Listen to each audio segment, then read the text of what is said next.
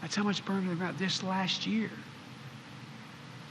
All of these investments in making it American, research and development, infrastructure, are really about one thing: empowering more cities and more towns to do what you're doing right here in Pittsburgh, transforming yourself from being told you're a city without a future to becoming the city of the future. Think what your kids are going to have with this leadership you have in front of you here. 15 years from now, here in Pittsburgh, we're going to lead the world again. It's not hyperbole. It's a fact. Where, instead of shuttering factories along the Allegheny River, we're going to now talk about, not Steel Row, we're going to talk about Robotics Row. 3-mile run with some of the world's most innovative businesses.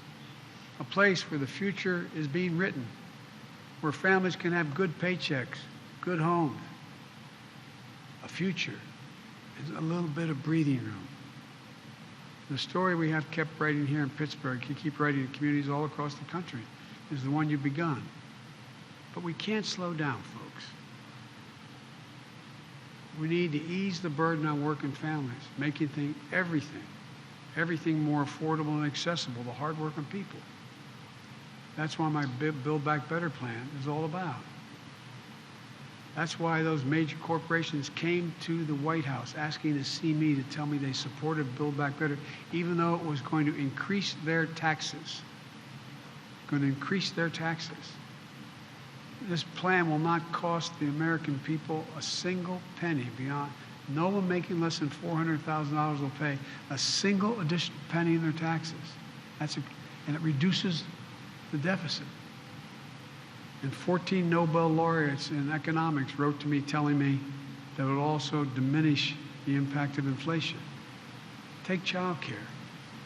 How many families in this town can continue to afford to pay $14,000 per kid for child care? Well, the plan I have cuts that in half for most families, helping with their budgets, helping millions of parents, especially women, go back to work. How many of you know anybody who has type 1 diabetes? They need insulin. You know how much it costs to make that insulin? Less than $10. You know how much it costs on average nationwide for a monthly supply of insulin, which you need every single month? $656, as high as $1,000. Imagine being the parent making the minimum wage or twice the minimum wage and having a child with type 1 diabetes, knowing that if you can't, and have no insurance, knowing if you cannot get that money for the insulin, your child may die. In addition to your child, it strips you of your dignity, damn it. Can you imagine looking at your child and you know what they need and not be able to do it?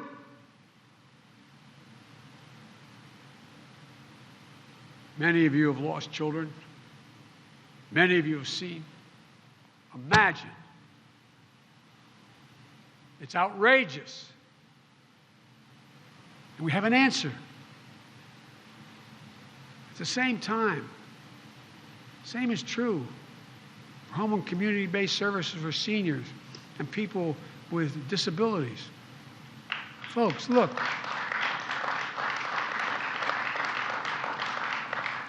What's the one thing if you know, a lot of you are part of the so-called sandwich generation.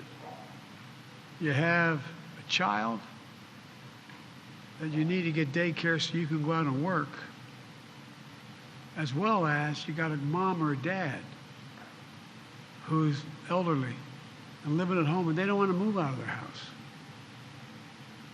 They don't have to sell every single thing they have to be able to move into a nursing home. But you know, the data shows 88,000 people qualify, 800,000 people qualify under Medicare to get that help, but it's not available. And sometimes it's as little as making sure there's someone there just to pick up the prescription, put a handrail in the shower, making sure someone can show up and help the meal. It's cheaper for everybody. It's a decent thing to do. It's the parents that deserve to have a little bit of dignity. And it will not increase the deficit. And it will not cost anybody making less than $4,000, $400,000 a penny. I'm a capitalist. If you can make $1 billion, $1 million, go at it. It's good. But at least pay a little bit. Fortune 500 companies. In Fortune 500 companies the last 2 years, there are 55 who made over $40 billion. Didn't pay a cent in taxes. I'm not talking about anybody paying any more than they did 10 years ago. Look, we know how to ease the pressure on families. We're increasing productivity and the potential for our economy. We can afford these investments by making sure the wealthiest just pay a little bit without increasing the deficit.